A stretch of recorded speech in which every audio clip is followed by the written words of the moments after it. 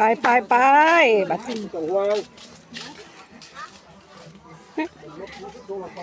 ที่นี่บ้านสอดดอกเด้อ10บ่ฮู้ดอกเด้อบัดนี้แล้วว่าบอกกันนี่แม่บ่บอกแล้วจะลุกขึ้นไปพูดให้อยู่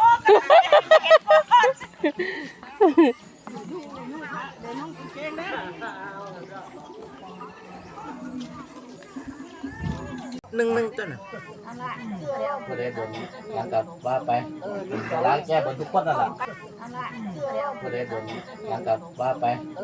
ล้างแก้บนทุกคนนั่นแหละก็เลยบนหลังกับว่าไปล้างแก้บนทุกคนนั่นแหละมาความกันหมดแล้ว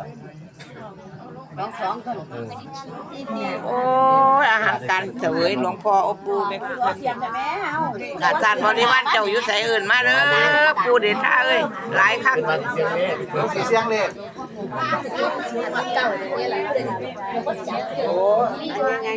เอาเก็บถูกไปฮะเนี่ยค่อยๆเอาเก็บใจเก็บถูกไปค่อยๆเก็บถูกไปเอาค่อยๆครับหลานเขาไปเชื่อมีหลอกนะเขากลับมาแล้วเขาจะอยู่ในทุกคนหลานมีสี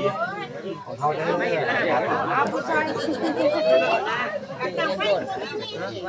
บังไฟสิว่ายังไม่ได้ตัดไล่ไหนจวดรถไล่เอาไหม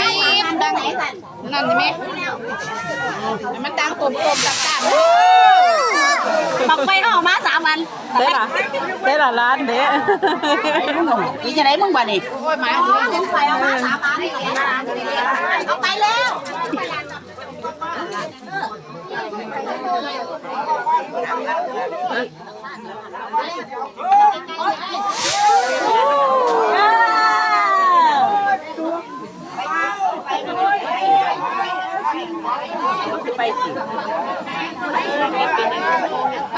บังไฟแสนบังไฟล้านบังไฟหน้าติยาวลงมาเด้อให้มันจับผลแล้วพวกเอ้ย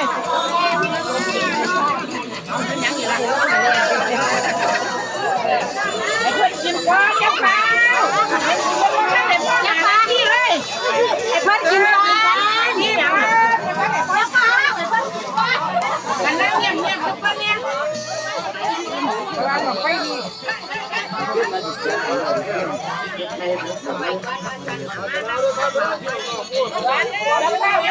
บังหน้าลงหน้าเลย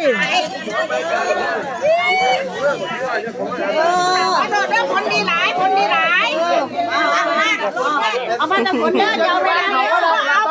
าวันบ่ได้เลยนะนี่บ่หมาตอมเฮียไหมไม่ได้นี่บ่หมาตอมเฮียไหมบ่เด้แต่คิวได้คิวได้แล้วมาจำตะกี้เอาเพื่อนนั่นดิยืนอยู่แถว